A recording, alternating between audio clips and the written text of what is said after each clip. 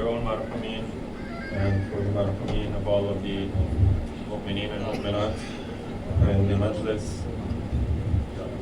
whether they are here or across the world.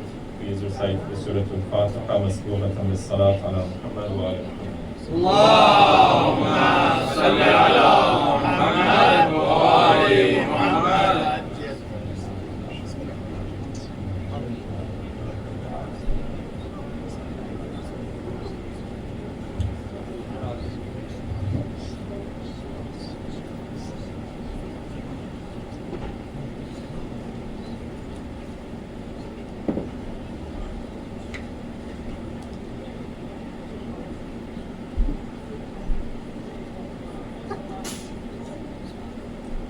صلوا على محمد وعلى محمد. اللهم صل على محمد وآل محمد. أعوذ بالله من الشيطان الرجيم. بسم الله الرحمن الرحيم. وبه نستعين إنه خير ناصر ومعين. ثم الصلاة والسلام والتحية والإكرام على سيدنا ونبينا أبي القاسم محمد. اللهم صل على محمد وآل محمد. وعلى أهل بيته الطيبين الطاهرين المعصومين. السلام عليك يا أبا عبد الله وعلى الأرواح التي حلت بفنائك. عليك مني سلام الله أبدا ما بقيت وبقي الليل والنهار، ولا جعله الله آخر العهد مني لزيارتكم. السلام على الحسين وعلى علي الحسين وعلى أولاد الحسين وعلى أصحاب الحسين، واللعنة الدائمة على أعدائهم أجمعين من الآن إلى يوم الدين. أعوذ بالله من الشيطان الرجيم. بسم الله الرحمن الرحيم. رب اشرح لي صدري ويسر لي أمري واحلل عقدة من لساني يفقه قولي. أما بعد، فقد قال الله الحكيم في محكم كتابه الكريم: أعوذ بالله من الشيطان الرجيم. ومن يتق الله يجعل له مخرجا ويرزقه من حيث لا يحتسب. صدق الله العلي العظيم. صلوا على محمد وعلى محمد. اللهم صل على محمد وآل محمد. Can everyone hear me okay? The past night we talked about this idea, this concept. Some say even the second most central concept in the Quran after Allah and talking about the attributes and the essence of Allah, this idea, this word that we hear a lot, this idea of Taqwa. The brother yesterday mentioned that every Friday the Imam of Jum'ah comes and testifies to us. He tells us, "Usikum bi taqwallah." And from the very beginning of the Prophet's message until the very end, and even the journey of Imam Hussein is in a way a journey of taqwa. I want to just recite a few of the lines of Abu Abdullah himself. These are the words that Abu Abdullah, Imam al-Hussein, he sent to the people of Kufa. As we all know, the journey of Imam Hussein, it started in the city of Medina. City when the news that Muawiyah had passed away and that his son has been given the reins of the Khilafat of the Mu'mineen. He is now Amirul Mu'mineen. Yazid ibn Muawiyah is now declared Amirul Mu'mineen after his father has died. And Imam Hussein is told this by the governor of the city of Medina. And when the other Muslims begin to hear this, they think of this as an opportunity. Particularly the people of Kufa, who did not like, for multiple reasons we don't need to get into now, some of them were true Shia of the Ahlul Bayt. They remembered Amir al-Mu'mineen Ali ibn Abi Talib alayhi salam.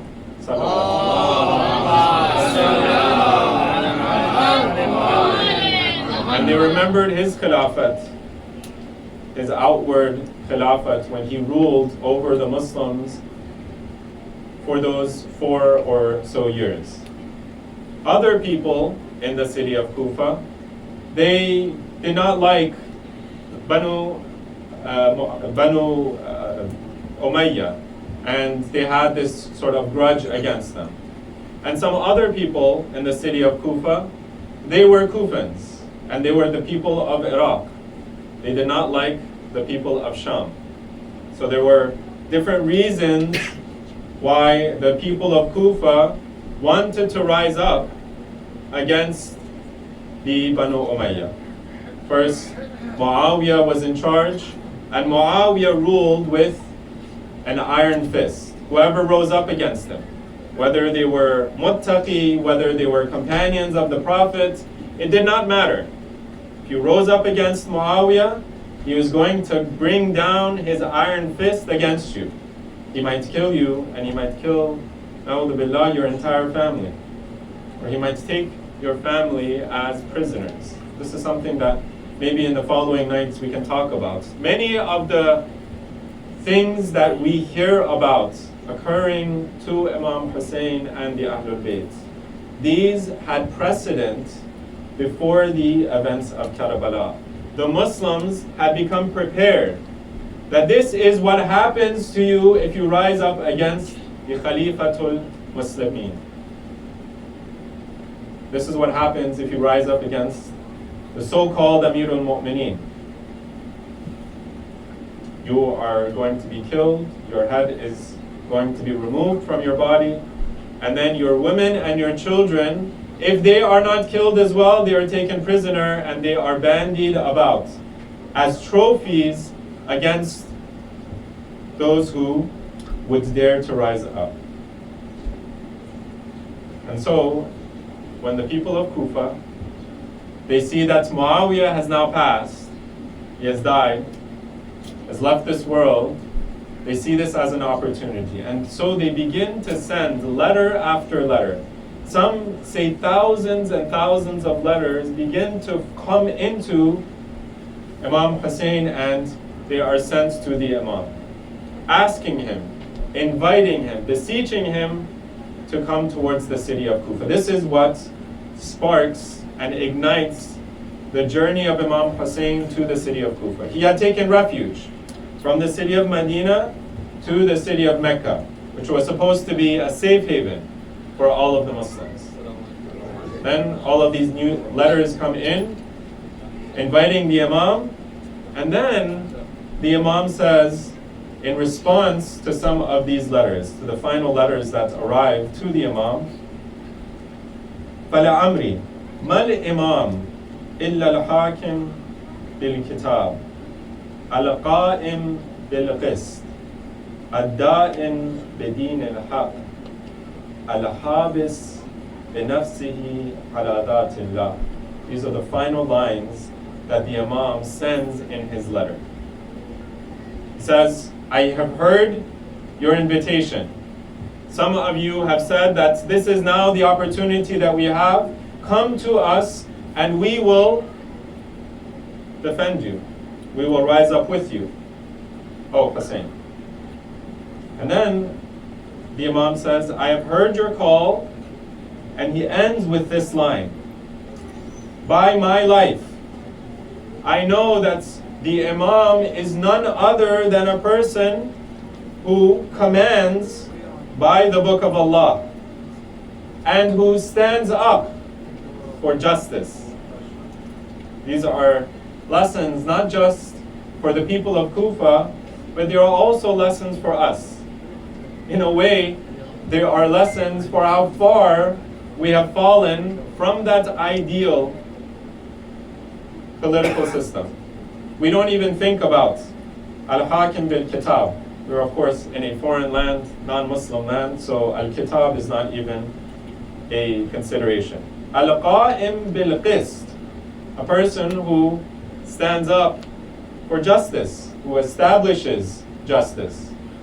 Our political leaders, one of them versus the other, they vie and they sort of compete with each other who is more loyal to a state that is committing a genocide.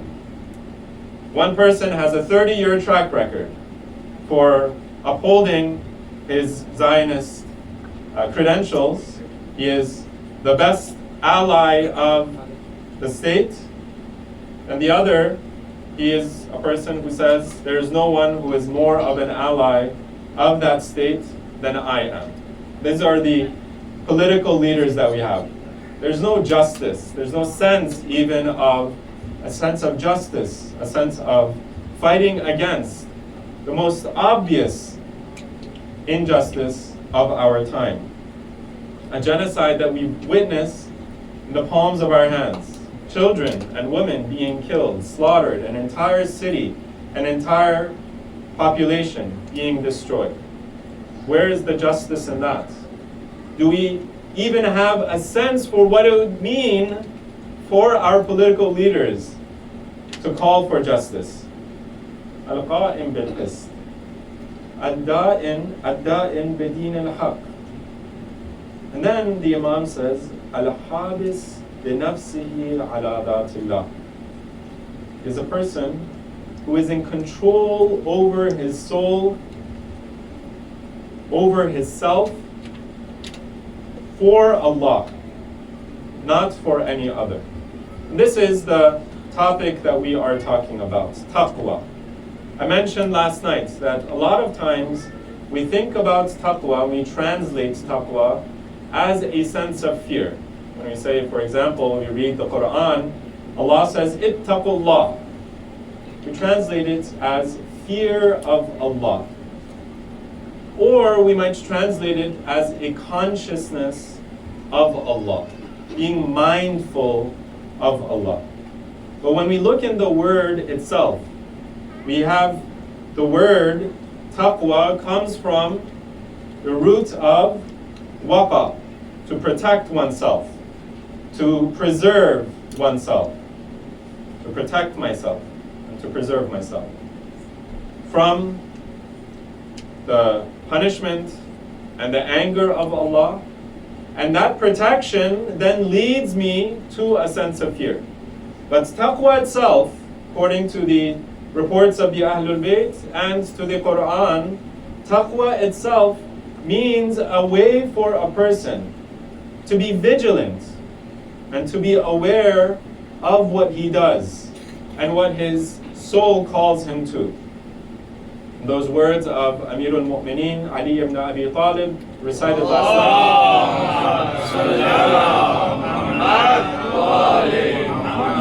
The Imam says, Ala wa inna taqwa mataya dhulal.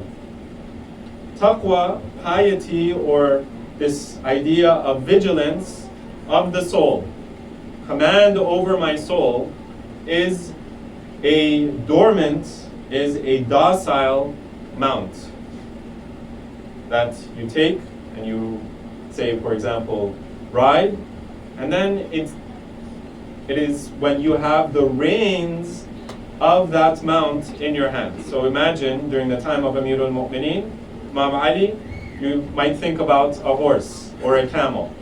And the reins of that camel, it's not a wild animal. It is an animal that has been domesticated. It is in full control of the person who rides it. And the reins of that animal are in your hands. And this animal will lead you towards heaven, towards the paradise that Allah has told and has promised the muttaqeen. So today's language, we might think about a car, not an automated car, not, for example, a Tesla that you have, say, for example, putting on an autopilot, but a manual car, a car that you have full control over. It's a docile mount. And it will lead you where you want it to lead you. And this is an important point. You can have taqwa for many different things. And the Quran mentions ittaqun nar. Have taqwa towards the fire. Preserve yourself. Protect yourself from the fire. And fear the fire that Allah has promised the kuffar. That's possible. We can fear the punishment of Allah, and that's true. We could even fear living a life that is wasted. Living 50, 60, 70 years, and our entire life is wasted. I mentioned last night that one of the key problems that we have in our society is not just that there aren't people who are religious enough, but there are people who understand religion as just a set of actions and a set of emotions, and they think about people who are religious as a people who are reactionary. In other words, we externalize religion.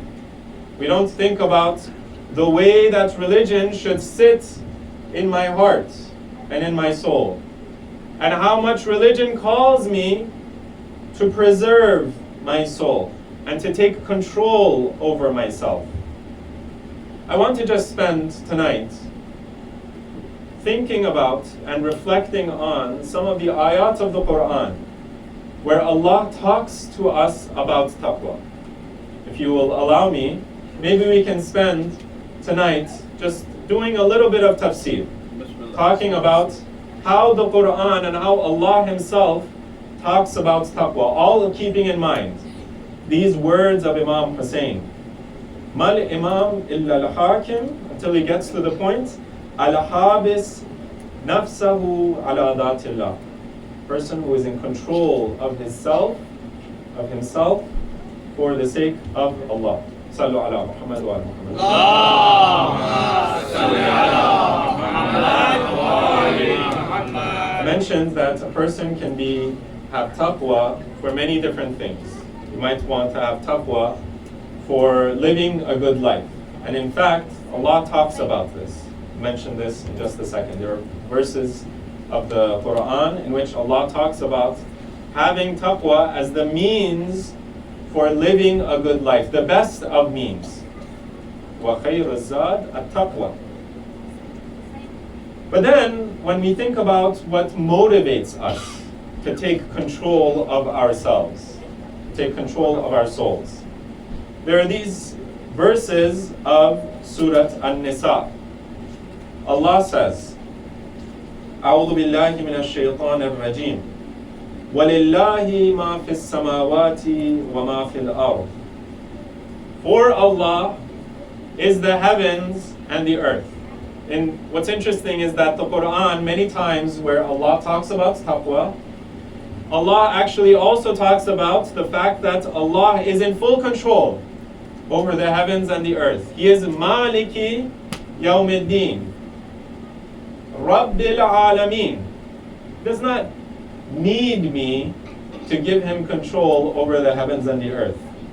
And then He says, وَلَقَدْ وَصَّيْنَا الَّذِينَ أُوتُوا الْكِتَابَ مِنْ قَبْلِكُمْ وَإِيَّاكُمْ أَنِ اتَّقُوا اللَّهَ. And we have given this testimony and this wasiyah. We have told them and who has Allah told? Those who came before you all. In other words, this is one of the things that unites all of the religions of the heavens. وَإِيَّاكُمْ, and you mu'mineen, you people of the ummah of Rasulullah, that ittaqullah, have taqwa. وَإِن تَكْفُرُوا, but if you don't, now this is an important point. If you don't have taqwa, do we think that if we don't take the control over our lives and our souls and our hearts, is it going to harm Allah a single bit?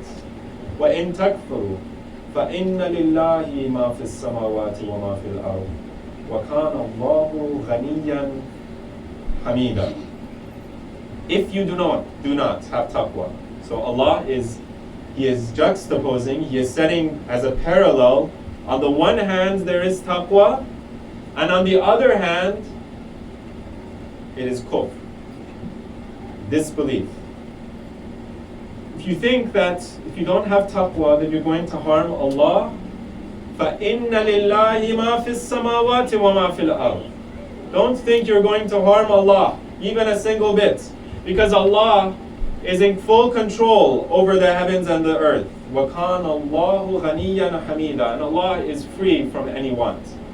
So when Allah talks to us about taqwa, when Allah talks to us about His religion, and He sends His Prophet, I mentioned this ayah last night.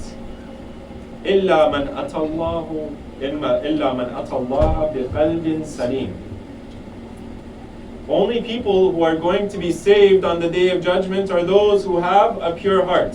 This qalbin salim, this taqwa, is not anything that, first of all, that God owes us, and secondly, that God is going to take benefit from. It is all for our own benefits, not just in the next world, but even in this world. If I have control over my life, and control over my emotions, if I have control over my soul, then many of the problems that I face in my own life, many of those will be resolved. And many of the other ones, Allah will help me through. If I'm constantly a person who is reacting to what other people tell me, when it comes to, for example, marriage, many of our youth and many of our elders, many people today, they think about marriage as a relationship in which you have to fall in love. You have to find the person who is perfect for you. And until I don't find that person, then marriage is really not an option. It's not on my radar. In other words, I'm thinking about love. I'm thinking about a relationship that I'm going to engage in, not as something that I build, but that's something that happens to me. If maybe I find the right person, or the right person is placed in front of me, then I can marry that person. Whereas before, many of our parents or our grandparents, they didn't get married when they found the right person. Many times, even our parents and our grandparents, they never met the person that they were going to get married to. Think about what type of society allows for a person to live together with another person that are total strangers. What type of society and what are the dynamics in that society? Many of our grandparents and people and generations before them, it's not as though they lived loveless marriages. No. 10 years, 20 years, 30 years, they build this relationship. And after many of those years, yes, there are some amongst our grandparents that maybe we think that they don't really care for each other. But many of them, they actually built a relationship over that time. They found some basic common ground, and then they started to inculcate a sense of love. And this is one of our tasks. We should not always be reactionary towards the love that we feel towards our family. If I feel like, for example, my children are not ever listening to me, or my wife, or my spouse in general, I don't really have that sense of love towards them. I should try to create that love. Should try to create that love between our spouses, between ourselves and our children, and between the mu'mineen and the mu'minat that come to our centers. When I meet you as my brother or sister in Iman, I might not know who you are. But over time, I should try to get a sense of where you come from, what language you speak, what things you like, And I should orient my soul, should become an active member in my own life, so that I can create a sense of love and a sense of affection towards another person, towards a mu'min, or my wife, or my children, towards the people in my life. That is taking control over your life. And this is what's one aspect of what taqwa means. Not being passive, a passive member of my own life, but taking control. Taking control over my emotions. Someone harms me, or someone disgraces me or disrespects me, in my mind, I don't react in a very sort of knee-jerk way. I think about, well, first of all, is this my brother or my sister in Iman? Have I seen any harm from them before? And then we have husnul dhan. Think about what is good that they have done. Maybe what they did was not part of their reaction towards me. Maybe it was something else. This is taking control over our lives. And this is what Allah means. That don't think about taqwa as something that you are benefiting Allah, you are benefiting your own soul. As I mentioned, there are many reasons we might have taqwa. Allah specifies, إِنَّ خَيْرَ الزَّادِ التَّقْوَى. The best thing that you can use as a provision for your life that will lead you towards that salvation that you are looking for is that taqwa. But it is not taqwa of many of the things that we might want. That I want to be satisfied in my marital relations. I want to have a good relationship with my family, with my fellow community members. It is taqwa Allah that Allah calls us to.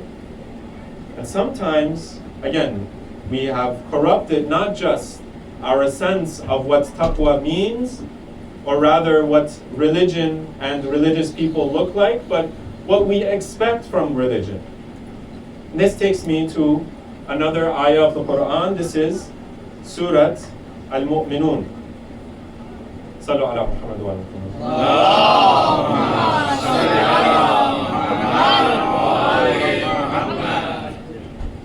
I'm going to try to wrap this up very quickly, so if you all will bear with me, I won't try to go over my time tonight. But there are many verses of the Quran, over 200 verses, that have taqwa in one way or another, that mention taqwa.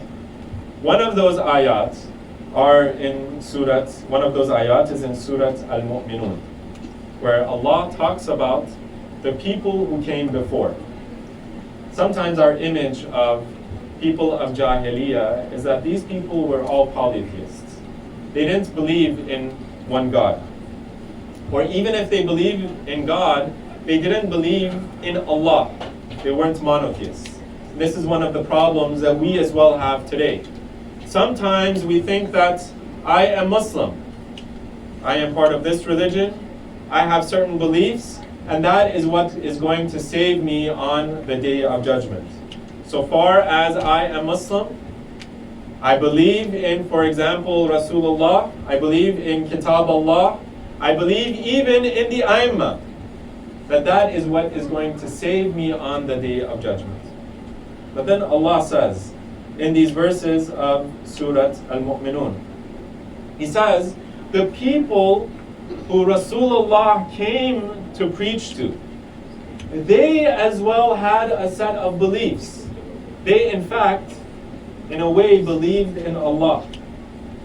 He says, قُلْ مَنْ رَبُّ السَّمَاوَاتِ السَّبْعِ وَرَبُّ الْعَرْشِ الْعَظِيمِ. You might ask these people, and know that every single age, there is a certain responsibility that the people of that age have. So in those first few years of the message of Rasulullah, the message was believe in Allah.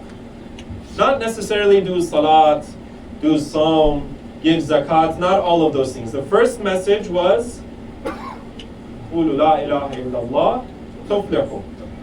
Believe that there's only one Allah and you will be saved. And so Rasulullah is told, ask them, Who is the Lord of the heavens and the earth? Who is the Lord of the seven heavens? وَرَبُّ الْعَرْشِ الْعَظِيمِ. What do they say? سَيَقُولُونَ لِلَّهِ. They will tell you, these are all for Allah. Not for Lat, not for Uzza, not for Manat, not for all of the other idols that they worshipped, but they will tell you, Lillah, for the one true Allah. قُلْ أَفَلَا تَتَّقُونَ. What is it that causes you to not have taqwa? So taqwa, in other words, is not just a belief. It's not enough for me to believe in one Allah. It's not enough for me to believe in the Prophet, or even enough for me to be a part of this camp or the part of that camp. There's some people, some religious people, who think that because we are a part of this camp, that we are saved. We are a special tribe, a special people that God is not going to hold us to account for our actions. But Allah says throughout the Quran, أَفَلَا تَتَّقُونَ. Once you have this belief, why do you not have taqwa? In other verses of the Quran, I mentioned this verse where Allah says, فَإِنَّ خَيْرَ الزَّادِ التَّقْوَى. Allah says the best of provisions for your life is at-taqwa. Allah, He's talking about the process and the provisions and the pilgrimage towards Hajj. So we have believed in one God, we have believed in the message of Rasulullah, we have believed in all of the things that we need to believe. We are mu'mineen, we are followers of the school of the Ahlul Bayt, but Allah says that is not enough. And He might even say, and He says in the Quran, that you will do good actions. Aminu salihat. They will act properly. This is one of the other problems in a way that we understand our religion. We think the more salat I do, the more zakat I give, the more siyam, days of fasting that I engage in, the better Muslim I am. And sometimes when my shara'i responsibilities, they conflict with other responsibilities in my life, I have no idea what to do. There's this important concept in our fiqh called tazahum. When I have one responsibility, I have a responsibility to feed my family, and then I have another responsibility, for example, to give zakat or to give sadaqah.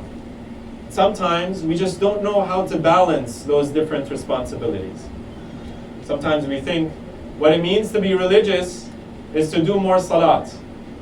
But Allah says taqwa is not in simply your beliefs, nor is it simply in the actions that you commit.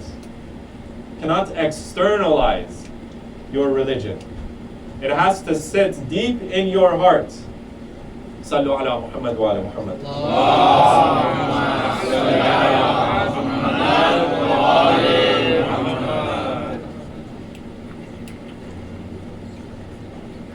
Allah says, وَمَا تَفْعَلُوا مِنْ خَيْرٍ يَعْلَمُهُ اللَّهُ وَتَزَوَّدُوا, in this ayah of Surah Al-Baqarah, ayah number 197.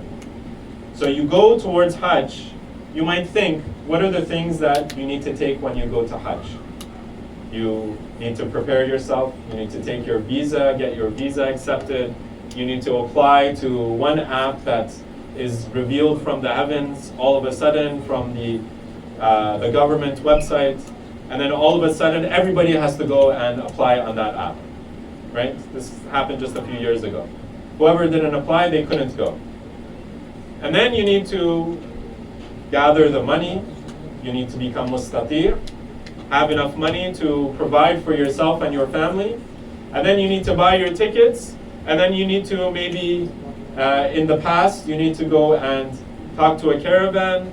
Now these days I've heard they take care of all of those for you, get you in a hotel, and all of those things that you need to do.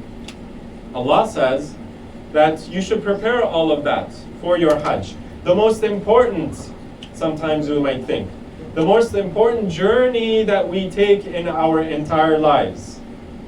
And Allah says, prepare for that journey. This is, you're coming to meet me in the end of the day. The most important action that brings all of the Muslims together. So prepare yourself.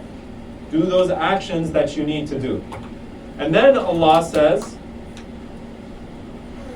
فَإِنَّ خَيْرَ الزَّادِ التَّقْوَى وَاتَّقُونِي يَا أُولِي الْأَلْبَابِ. But if you want to think about the provision that is going to take you, not just in this journey, but is going to continue and is going to bear fruit and is going to guide you for the rest of your life in this journey that we have towards Allah, the best of those provisions is that taqwa. Not the external actions that we do, but that consciousness and that vigilance that we have, not for other things in my life. Not because I want to go and become a single Muslim ummah, but because I have a fear of Allah. I am conscious and I am aware and I am devoted to Allah. This vigilant devotion. We're constantly in the state of battle with our soul. And we are directing our soul towards Allah. فَإِنَّ خَيْرَ الزَّادِ التَّقْوَى. So take this taqwa, take this devotion towards Allah as the thing that carries you towards your ultimate goal and towards your death. فَإِنَّ خَيْرَ الزَّادِ التَّقْوَى وَاتَّقُونِي. And then Allah, He repeats it. Be in a state of constantly thinking about your relationship with Allah. It's this constant sort of dialectic, as they say. It's constant thought in my mind. How can I improve my relationship with Allah? How can I improve my protecting and my preserving and taking control over my soul? Not because I want to live a good life, but because I am going towards the one source of my very being. Ya ulil albab. And then Allah says, for the people who have intellect, taqwa is not just something that I tell you and then you believe. But if you reflect upon it, you will accept that taking control of your soul for Allah is the best thing that you could possibly do. And this actually takes us to another verse of the Quran, Surah Ar-Rum, ayah number 30, where Allah talks about the essence of the human soul. فَأَقِمْ وَجْهَكَ لِلدِّينِ حَنِيفًا فِطْرَةَ اللَّهِ الَّتِي فَطَرَ النَّاسَ عَلَيْهَا لَا تَبْدِيلَ لِخَلْقِ اللَّهِ. Turn your face, orient yourself and your soul towards Allah in that deen hanif, that blessed and that pure religion, that's religion that is not adulterated by other things. This is the fitrah that Allah has created our souls upon. And then ayah number 31, Allah says, مُنِيبِينَ إِلَيْهِ وَاتَّقُوهُ وَأَقِيمُوا الصَّلَاةِ وَلَا تَكُونُوا مِنَ الْمُشْرِكِينَ. Turn towards Allah. This state of orienting yourself towards Allah. Be amongst those who are coming back now towards Allah. In this life that we live, there are times that we're going to falter. We're going to make mistakes. But we have to always have this sense of where our ultimate direction is. And then He says, وَاتَّقُوهُ وَأَقِيمُوا الصَّلَاةِ وَلَا تَكُونُوا مِنَ الْمُشْرِكِينَ. And fear Allah. And be conscious of Allah. And be vigilant in your devotion towards Allah. And then Allah says, وَأَقِيمُوا الصَّلَاةِ. Establish salat. Have taqwa and then establish salat. Have taqwa, have this consciousness of Allah, of your responsibility towards Allah, and then do all of the other things. Because once you have that mindfulness and that awareness of Allah, once you have taken control of your soul, then you can decide and you can decipher the best course of action in a specific situation. Because I am thinking about my responsibility now towards Allah. When I see, for example, I have one responsibility towards my family and another responsibility towards my community, I decide based on what Allah would like for me to do. That's the way I make those decisions. And once I make that decision, think about what would Allah want me to do. Then I leave the rest of it to Allah.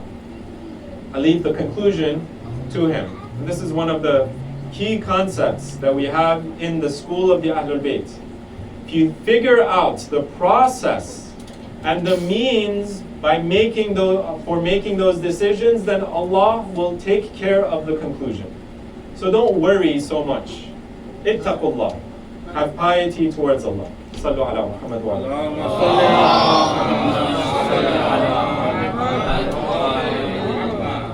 I will end there. There are many other ayats of the Quran in which Allah talks about having taqwa and allowing taqwa to become the clothes upon which we walk in our lives, the clothes that we don in our lives. How taqwa is not just supposed to be a word that we speak, but it's supposed to be something that is a part of our soul, becomes a habit for our soul. But then we look at the words of Imam Hussein, that an imam is a person al-habisu nafsahu lidatillah, person who is in control of his soul for Allah. After the imam sends this letter towards the city of Kufa, he tells them that I am sending to you a person who is dearest to me, a person who is part of my own family, someone who I love dearly. And in fact, Rasulullah loved dearly as well. Let us spend a few moments turning our eyes and our hearts towards Muslim ibn Aqil,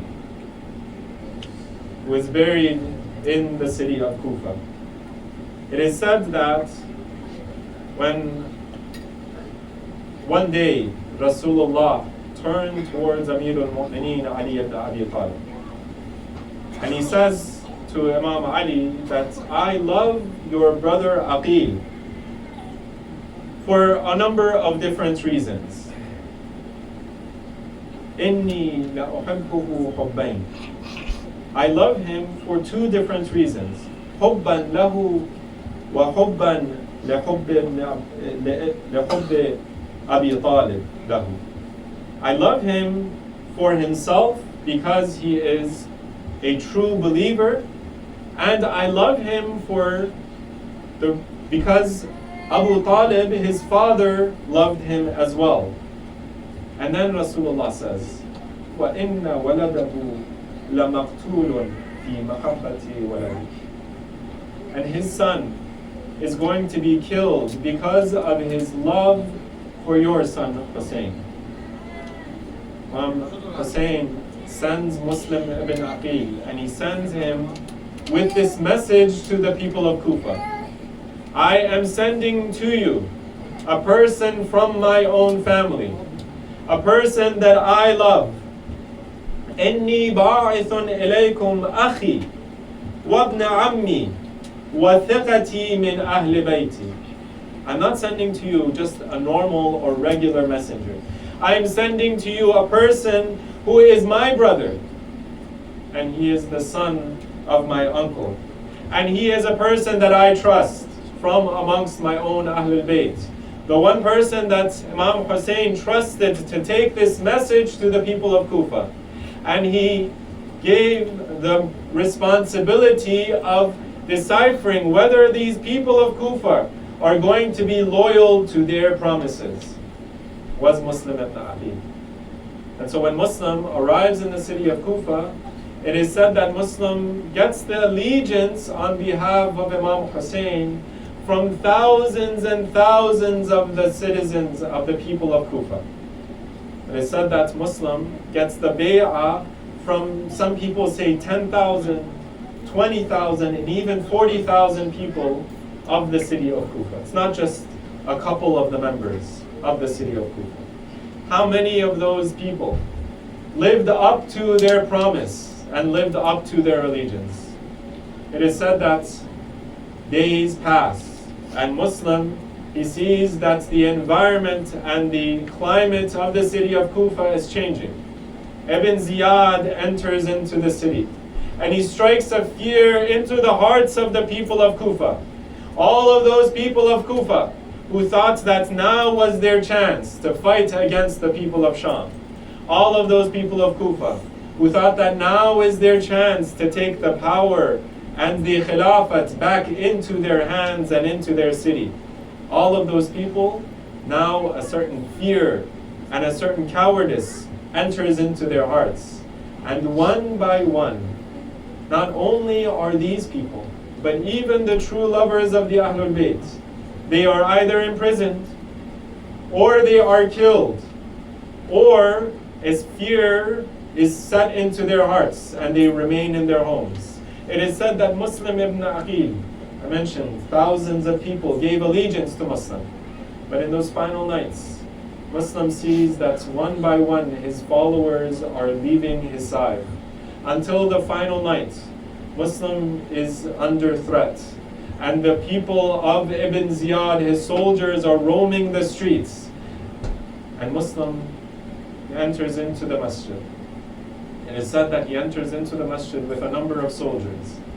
But then, the Muslim begins his salat, does not finish his first salat, and a number of them exit into the night. Maybe Muslim was giving an opportunity for all of those people who had other intentions for them to leave, telling them that we do not want in our camp anyone who does not have the purest of intentions for Aba Abdullah. So some people leave the side of Muslim before Salatul Maghrib is finished. And it is said that by the time of Salatul Isha, Muslim turns around and all of those people who had prayed behind him had left him all alone in a city that was strange and that he was all alone in. And it is said that Muslim now, he has sent out the letter to Aba Abdullah. What must Muslim be thinking in those moments? He might be thinking about his own safety. I am in a city that I have no one to seek refuge from. All of the Shia of the Imam have been imprisoned, or they have been exiled from the city, or some of them have been killed. And now Muslim is left alone. He might be thinking, how do I escape from this treacherous city, this dangerous city, when I have no one to seek refuge from? Or he might be thinking, and we have account of this, that now that I am left alone, how can I send a message to my Imam? How can I send a message to Aba Abdullah that all of those people that I promised you are no longer with you? Oh my Imam, do not come towards the city of Kufa, because these people will betray you. These people will not stand by your side. And maybe Muslim is thinking that if my Imam begins his journey towards Kufa, it is because of me. It is because of my message that I gave to the Imam. How can I face my grandfather? How can I face my father and my uncle? How can I face Rasulullah when it is because of me that his son and his grandson have been killed on his way to Karbala, on his way to the city of Kufa? And so it is said that Muslim, he is walking through the streets, trying to protect and veil his appearance so that no one can detect him. And it is said that in those final moments, that final night before the death of Muslim comes, he finds an old woman, knocks on her door, and he says to her, will you give some water for a person who is stranger in your city? And it is said that this lady, she did not know who Muslim was. But then she asks him, who are you? Why are you out in the night? Do you not know that this city is under lockdown? No one is allowed to be in the streets.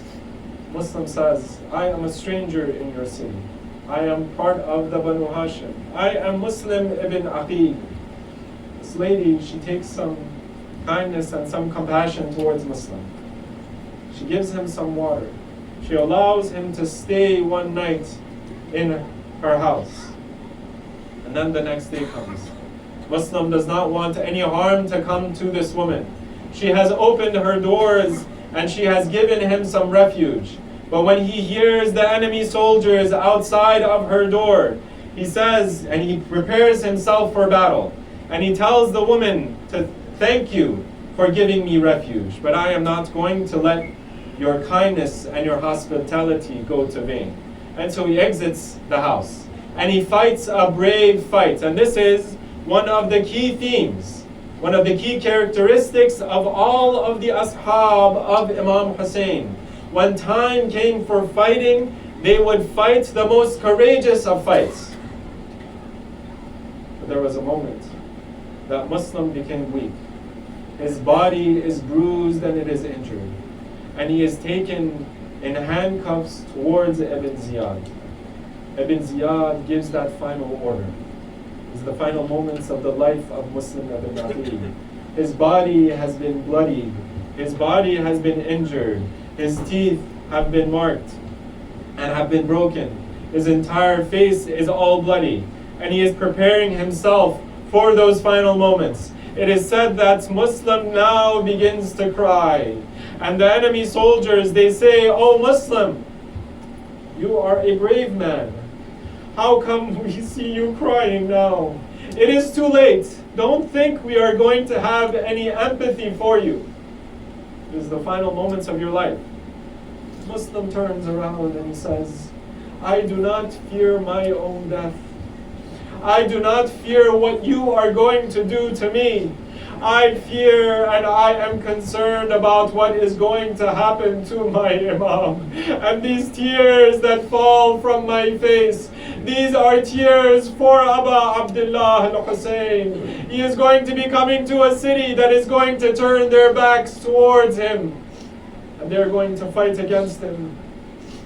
But O Muslim, you were not there on that day. When Imam Hussein was left all alone, it is said that Imam Hussein remembered Muslim throughout his journey. But one of those moments that it is said Imam Hussein remembered Muslim was in those final moments. When his companions and his followers and his family have all been killed and their bodies are laying on the ground.